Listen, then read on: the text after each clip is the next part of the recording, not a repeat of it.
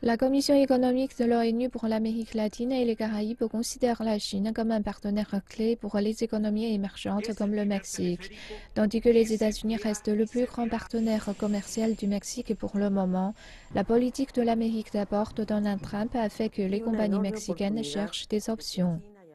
Il y a une grande opportunité pour que la Chine et l'Amérique latine établissent une nouvelle relation dans différents secteurs comme la science, la technologie et les échanges culturels. Durant le forum Ceinture et route à Pékin, certains participants ont suggéré une troisième route qui s'étendrait du sud de la Chine à l'Amérique latine. La Chine voit qu'il y a des possibilités de développer ses intérêts d'affaires ici. Au Mexique, il y a beaucoup de secteurs où nous pouvons développer la coopération, en particulier avec les réformes structurelles dans le secteur énergétique. Selon l'ambassade de Chine, les investissements chinois au Mexique ont atteint 52 millions de dollars en 2016. La Chine s'attend à ce que ce chiffre croît. À présent, la majorité des importations chinoises au Mexique sont des composants que l'on appelle produits intermédiaires qui vont être assemblés dans ce pays. Mais les compagnies chinoises cherchent également à se diversifier.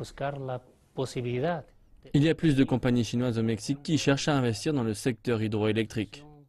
La IFC Asset Management Company a lancé un fonds de placement privé en 2014. Le fonds a annoncé en avril qu'il investirait 200 millions de dollars dans une nouvelle compagnie pétrolière mexicaine, Citella Energy. Le Mexique a récemment ouvert des secteurs qui ne permettaient pas l'investissement privé dans le passé. La Chine y voit donc de l'intérêt. Un intérêt exprimé dans les appels d'offres pour des droits de forage offshore. Le Mexique les a mis en vente l'an dernier dans le cadre de ses réformes dans le secteur de l'énergie. 2 des 10 sites d'exploration en eau profonde ont été remportés par la China National Offshore Oil Corporation.